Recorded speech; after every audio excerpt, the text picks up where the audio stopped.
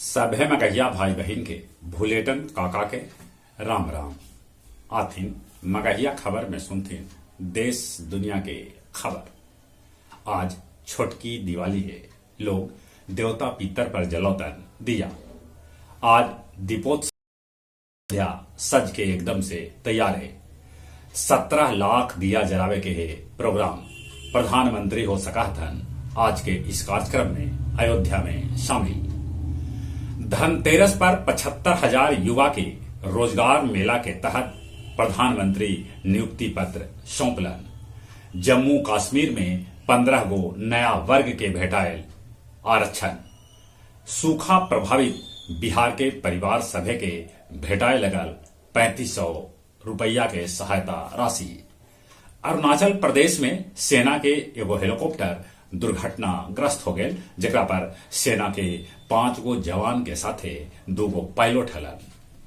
इटावा में bus truck में टक्कर हो गए, जेकरा में 4 आदमी के मौत के है खबर, तब 45 आदमी है घायल। कोइलवर छपरा 4 लेन रहल 17 घंटा जाम, लोग हो गलन बेहाल। रीवा में ट्रक आओ बस के टक्कर में 15 आदमी के हो गए मौत। पटना सिटी कोर्ट पेशी के दौरान कैदी के बहन से भेटायल मोबाइल, 5 गो पुलिसकर्मी के कैल गए गिरफ्तार। इटली में पहल बेर प्रधानमंत्री जॉर्जिया मेलोनी लेलन शपथ। इटली के पहला महिला प्रधानमंत्री हथन। जिनपिंग के बैठक होवे से पहले ही चीन के पूर्व राष्ट्रपति होनजीता के जबरदस्ती 2 गो आदमी उठा के बाहर ले गए। ब्रिटेन में सुनक के भेटायल 100 सांसद के समर्थन।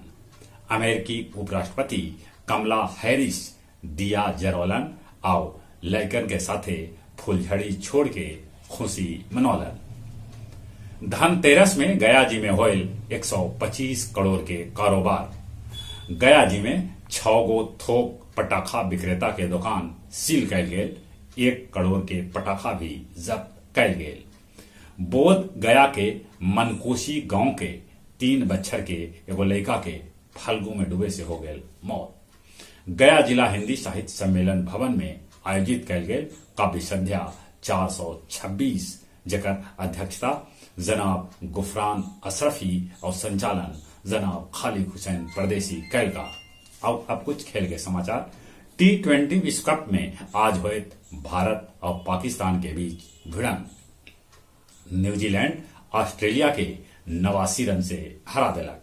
जुलाई में होने वाला पहला महिला विश्व फुटबॉल कप में 32 गो महिला टीम ले सका है भाग। डेनमार्क ओपन के क्वार्टर फाइनल में हार गलन लक्ष्य से।